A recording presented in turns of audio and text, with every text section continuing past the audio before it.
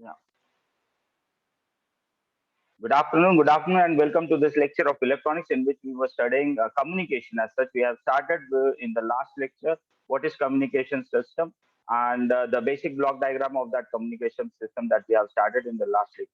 Today, we are going to continue the same legacy of that. Let me share my screen.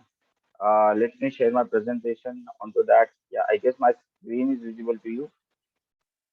Okay, so yeah, my screen is visible to you all. Is it visible? Anybody can Yes, unmute and let me know. Yeah. Okay. So let me introduce myself. Myself, Dr. N.D. Meshram, Head and Associate Professor, Department of Electronics, Sri Mathura Das Mota College of Science. And today we are going to talk on this, the electromagnetic theory and sine wave. Right. So this is the most important part of communication system because we need to communicate in terms of electromagnetic waves, right? So, what are actually the sine waves? What are actually the electromagnetic theory? What are the electromagnetic waves? Why they are called as an electromagnetic waves? That is what we are expected to study in this lecture today, and we'll be actually focusing on that portion of it because we need to understand what actually we are going to communicate in air or say through wires, right? So this theory is very very important as far as communication, electronics communication is concerned. So this is what is called as the sine wave, and we are having different sorts of parameters which are associated with this simple sine wave, right? And why we call that as a sine wave, that is what we are going to start with. So let us start with that. So just for the introduction or just for revision, we have started with this, the significance of human communication. Yesterday we have done with this. The communication is the process of exchanging information. Then main barriers are language and distance. And the third one is contemporary societies, and emphasis is now the accumulation, packaging, and exchange of information. So the basic need of communication is to change the data, to give or receive the data from one point to the other. This is the basic need of that. And there are various methods of communication. We are having a face-to-face communication. Then we can communicate through signals as well as the written words that are letters by post. Then electrical innovations nowadays have drastically revolutionized the communication system, as you know. And the starting point was the telegraph system. So where we were used to give the telegraph and we used to give the data in terms of code. So telegraph. Then we have started with telephone through wired communication. So the wires are were used as the channels to transfer the data from one point to the other in telephone. And then we started with the radio waves. The basic was the radio signals, and we have started with this. And now we have say enhanced it to the television systems, and nowadays we are using computer and internet. So we are in these days we are going to have Netflix and all. We need to study all those things, right? So these are all modes of communication that we have started right from the history to up till now, and we are able to view the movies and all on internet right now. So we need to connect it through internet. We have communication systems. So the basic components of communication systems are transmitter, channel or a medium, and a receiver. This is what we have studied in depth in the last lecture. And the noise is accompanied with this, which is going to degrade or interferes with the transmitted information, right? So this is the most important of the communication system, and noise is what we are expecting to filter it. Right? So we'll talk on that also. So the communication system consists of the transmitter and the communication channel and the receiver. So we are having this communication channel, and then we are having a receiver, right? So this communication channel consists of a wired communication system, might be fiber optics, ray cable, etc. So we are having different sorts of channels through which we are expecting to transfer the data, right? So we have this transmitter, and then we are having a receiver, and the noise is accompanied with this. So we have to filter out this noise. This is what we have studied. So this is the basic block diagram of a communication system, which consists of a transmitter, a communication channel, and a receiver. Right. So these are three basic blocks of a communication system, which we have studied in depth in the last. Now, the transmitter is a collection of electronic components and circuits that convert the electrical signal into a signal suitable for transmission over a given medium. Okay, so that is actually the basic job of a transmitter, to transmit a signal. And this transmitter is actually composed of the electronic components and circuits that converts this electrical or a non-electrical signal into a signal which is suitable for transmission, right? So the whole system, including the transducer and all, which we have seen in the last class, they all are joined together and clubbed together and are made a transmitter, right? And the transmitters are made up of oscillators, amplifiers, tuned circuits, and filters, modulators, which is important for modulation, and frequency mixers, frequency synthesizers, and other circuits.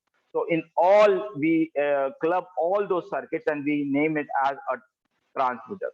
So depending on the frequency at which we are expecting to transmit a signal, the size and the weight of a transmitter increases or decreases. So remember this, the transmitter is a very important portion. Then we have a channel, communication channel. The communication channel is the medium by which the electronic signal is sent from one place to the other. So we have a space that we can transfer. We have a cable through which we can transfer the data. And these types of media includes electrical conductors, optical media, which is optical fibers, then free space. We can transfer the data in air also. Then system specific media, that is water is the medium for sonar. So sonar is another form of say electromagnetic waves where we are trying to pass the signals from say ultrasonic waves, right? So these are these are the waves which are being transferred through water also. So these are all the medium through which we are expecting to transfer our data. And the last one is the receiver, which we have studied. The receiver is a collection of electronic components and circuits, again, that accepts the transmitted message from the channel and converts it back into a form understandable by humans. So it is used to convert that transmitted signal into a signal which is actually expected by the human readable form, which is expected in a human readable form. And again, the receiver contains an amplifier, oscillators, mixers, and all sorts of electronic circuits which are actually required, filters and demodulators. So these are the important circuits, filters for filtering the noise and taking out our original signal, and demodulator again to say again to remove the higher frequency and take our own frequency back and to detect the signal, and again it is being given to the transducer which is going to convert it into say human readable form, right? So this is the main job of the receiver. Then the communication system consists of trans receivers. Now this is very important, trans receivers which is going to transmit as well as which is going to receive, right? So a trans receiver is an electronic unit that incorporates circuits that both send and receive signals. For example, a telephone. So a telephone receiver has two signals, two circuits, which is going to receive as well as it is going to transmit also, right? So a telephone is one of the things. Now it is mobile. You can say you can hear the voice as well as you can talk to the other person at another end. So that is a trans receiver. Means there were instruments which we will study in the coming classes, why we call as trans receiver. In one of the concepts where we are able to only transmit the data, right? So as the example is for radio. So radio is supposed to transmit the data only. So there is no such situation that it is going to receive the data, right? So that radio is one of the example that is where we are only having a transmitter.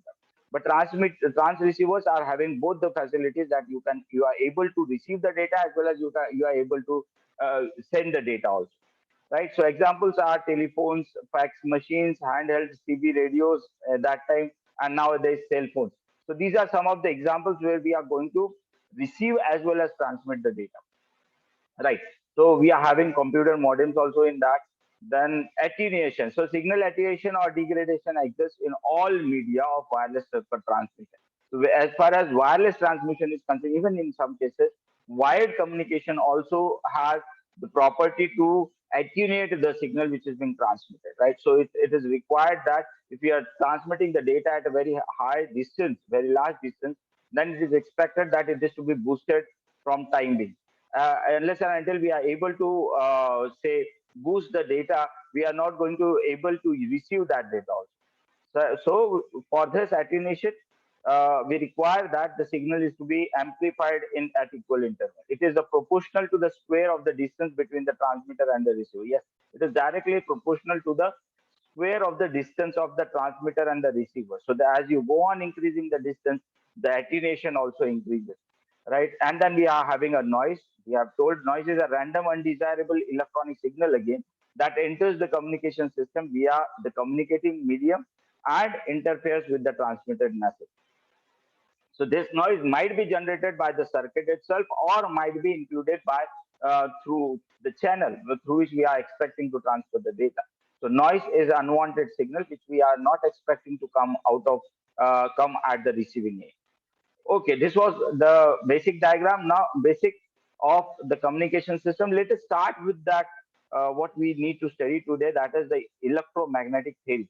Now, the James Clerk Maxwell is one of the person who had predicted in 1865 that heat, light, and electricity are being propagated in free space at the speed of light as electromagnetic disturbance. Now, remember this. This is the basic concept of a sine wave, means everything which we are having, not only heat, light, or electricity, as well as the sound waves we are talking in terms of that, which are supposed to travel in the free space, are going to travel in the speed at the speed of light.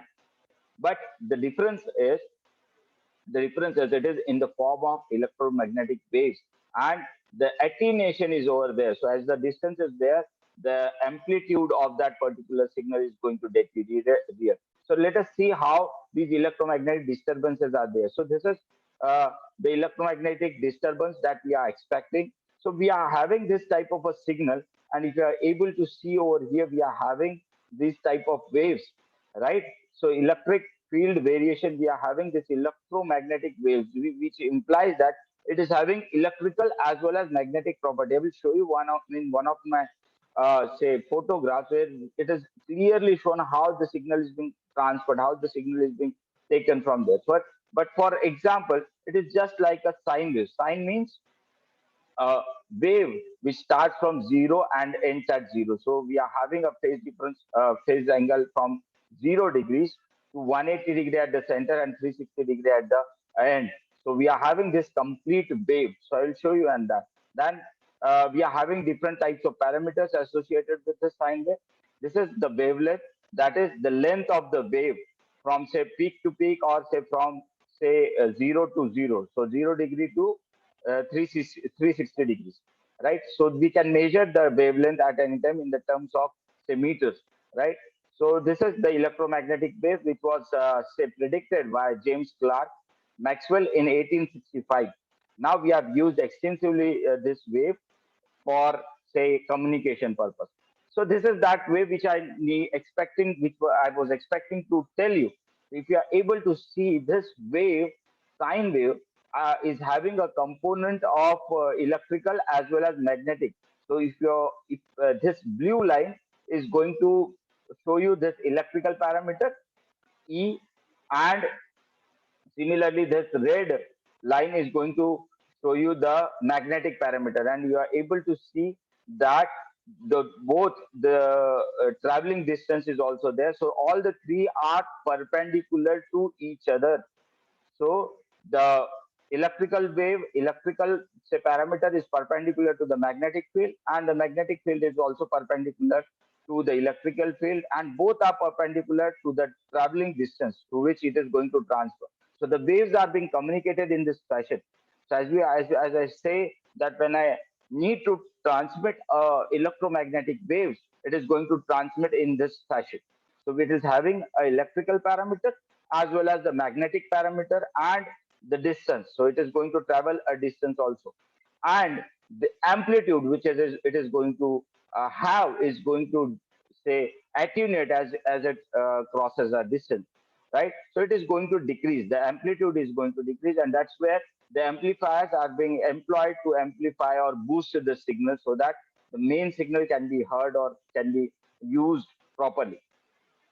So this is that sine wave which I was expecting to tell you, and this is the way that it is having three dimensional figure x, y, and z, and the say the electric field is along the y-axis, whereas the magnetic field is along the z-axis, and the distance which it is supposed to travel is along the x-axis.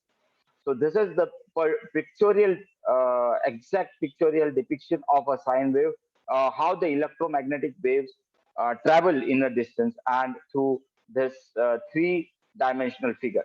Yeah, so I expect this is understood to you. And if you go for a higher frequency, then this the small frequency is being mixed with the higher frequency, and then it is being transferred and sent via channel or say in the free space to travel a distance.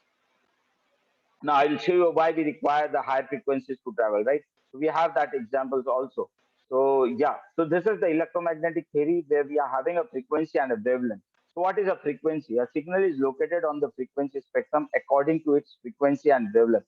I will show you that electromagnetic spectrum of electromagnetic waves, and frequency is the number of cycles of a repetitive wave that occur in a given period of time. So frequency is number of cycles per unit time is called as frequency. And we have the voltages. So cycle consists of two voltage polarity reversals, current reversals, or electromagnetic field oscillation. So we are having an amplitude in the forward direction, positive as well as negative direction. So you have seen that it is the electrical signal is going to move from up and down. Similarly, the magnetic field perpendicular to the electric field was also moving from positive to negative, right? So the cycle consists of two voltage polarity reversals, current reversals, or electromagnetic field oscillation. Frequency is measured in cycles per second, right? So per unit time, how many cycles per unit time that we are going to measure in terms of frequency. And time period is actually the reciprocal of frequency. So we can measure the time period, and accordingly we can calculate the frequency also. So 1 by t is equal to frequency, or t is equal to 1 by f, right? So accordingly, we can say calculate the frequency, and the unit of frequency is hertz. The time period is in seconds, right? So the electromagnetic frequency and wavelength. What is a wavelength? The distance occupied by one cycle of a wave and is usually expressed in meters. As I told you, the wavelength is the distance that is traveled by a wave from say peak to peak, or say from 0 degree to 360 degrees. And that particular distance, which is measured in terms of meters or centimeters or say millimeters in that case, and expressed in meters, right? Then the wavelength is also the distance traveled by an electromagnetic wave during the time of one cycle. So that is the wavelength, and the wavelength signal is represented by lambda, right? So this is represented by lambda. As the frequency increases, lambda decreases. That is what I will be showing you in the coming slide. And this is the sine wave, right? So this is how we are going to measure the frequency as well as we are going to measure the wavelength. So when we start from zero, so it starts from zero and it ends at this point. So this particular is called as the one cycle, and the time required to complete this one cycle will be called as the time period. And 1 by t is taken 1 by t is taken as the frequency, right? Similarly, if you need to calculate the wavelength, you can calculate from peak to peak, or you can calculate from this point to this point, so that one complete wave can be come under that particular distance, right? So this distance between these 2 points is called as the wavelength, one wavelength of that. So you can measure from peak to peak, or you can measure from zero to zero, so that the whole wave is being covered in that particular distance. So this is called as the wavelength, and this is the frequency. First, we calculate the time period, and accordingly we calculate the frequency. This is what is being shown in the CROs, right? So actually, it's unfortunate that we are not able to do the practicals, say physically. So we are not able to see. So frequency and wavelength, and what is the relation of wavelength and frequency? So wavelength is speed of light divided by frequency. Speed of light is around 3 into 10 raised to power 8 meters per second. Therefore, lambda is equal to 3 into 10 raised to power 8 divided by the frequency. Now, what is the wavelength if frequency is 4 megahertz? So this is an example where we are expected to calculate. Now, just imagine if I need to communicate through this frequency, say 4 megahertz frequency, I need to communicate. So the wavelength will be actually equal to 75 meters. And if you need to calculate the this length of the antenna, then lambda by 4 is the value for that. So 75 meters, just imagine the distance, how much length. So for say in kilohertz, it comes around say kilometers. So that is why we require the higher frequency. So the electromagnetic spectrum is divided into segments. The frequency ranges from 30 hertz to 300 gigahertz. I need to show you that. The electromagnetic spectrum is divided into segments. Now, these are some of the portions where it has been divided. We call it at extremely low frequencies, that is 30 hertz to 300 hertz. Voice frequency, sound waves, which start from say 300 to 3000 hertz. Then very low frequencies include the higher end of the human hearing range up to about 20 kilohertz. So the audible range starts from say 20 hertz to 20 kilohertz. Low frequencies which starts from say 30 hertz to 300 kilohertz, and medium frequencies start from 300 kilohertz to 3000 kilohertz. And amplitude modulated radio waves start from 535 to 1605 kilohertz, right? So this is the range of frequencies. Now I'll show you the spectrum, electromagnetic spectrum, which is very important. Yeah. So this is that the electromagnetic spectrum or the waves of spectrum depending on the wavelength as well as the frequency. As you are able to see, the frequency is increasing on this x-axis and the wavelength is decreasing. So they are reciprocal to each other. Wavelength and frequency are reciprocal to each other. So it starts from say 30 hertz. We call it as ELF. Then that the wavelength is around 10 raised to power 7 meters. Then 300 hertz, that is very high frequency, that is around 10 raised to power 6.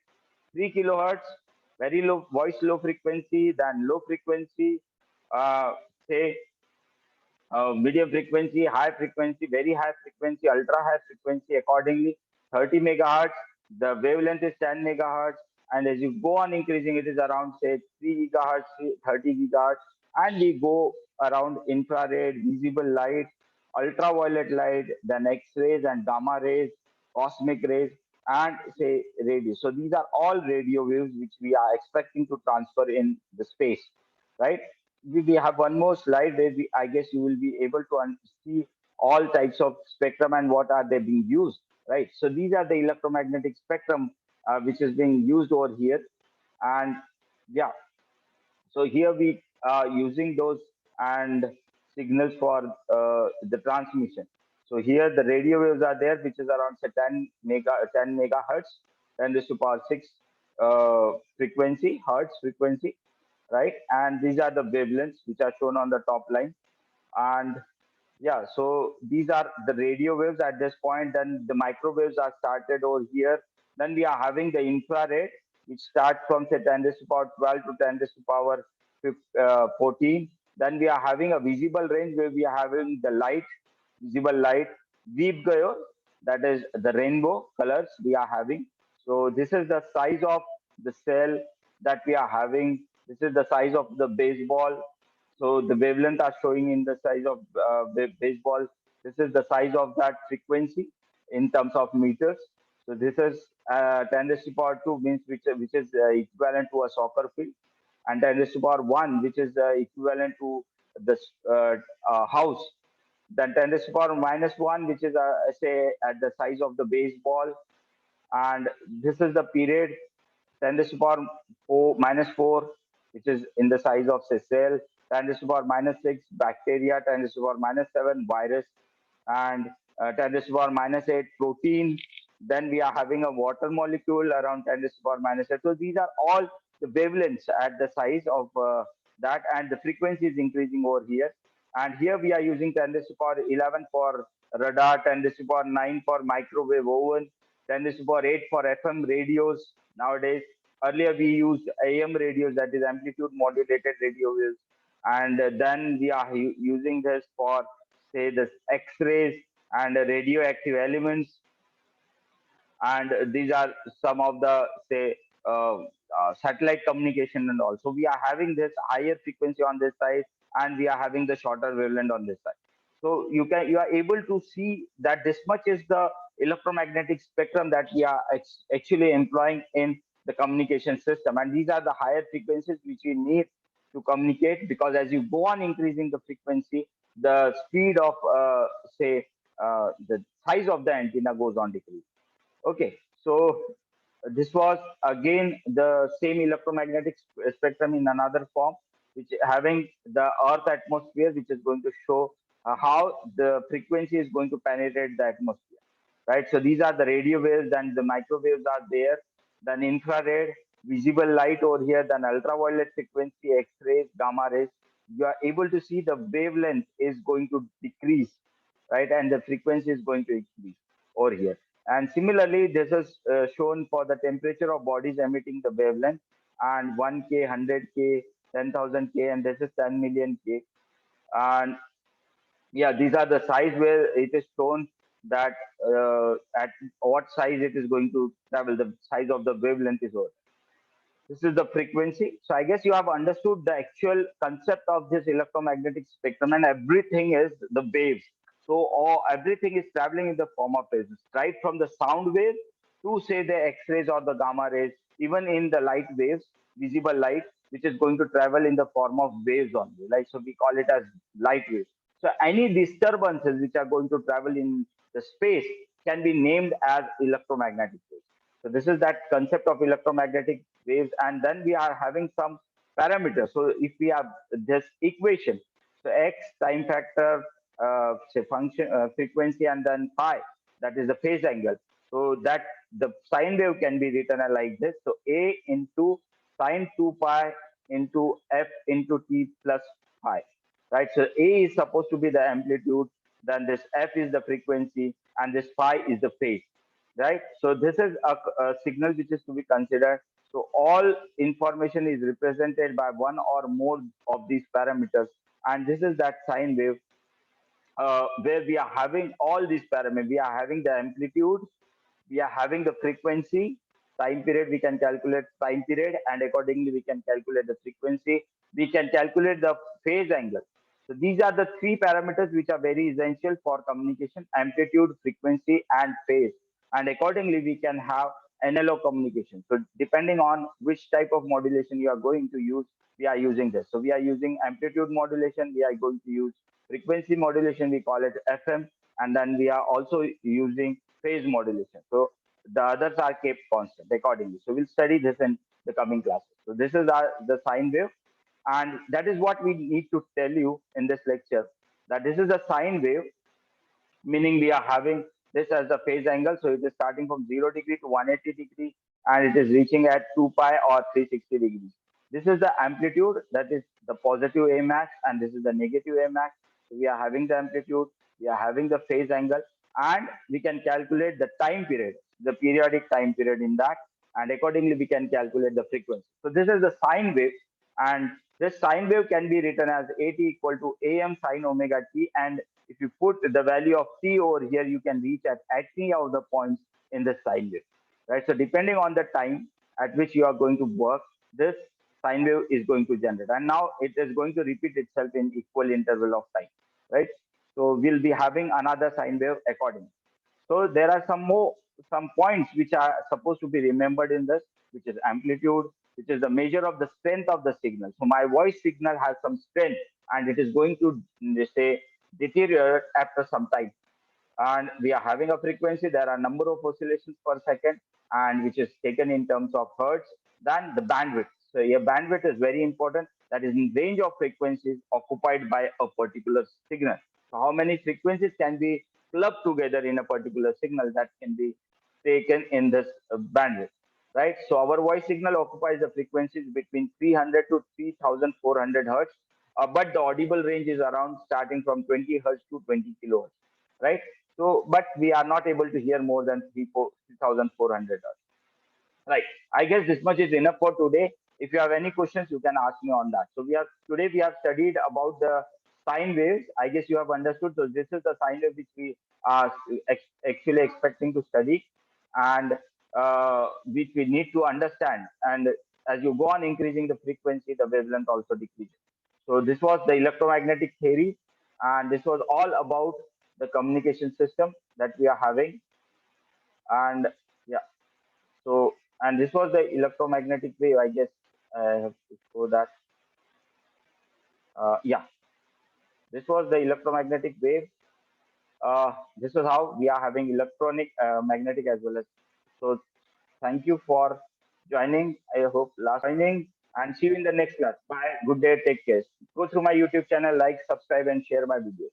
Have a nice time. Bye. See you in the next class.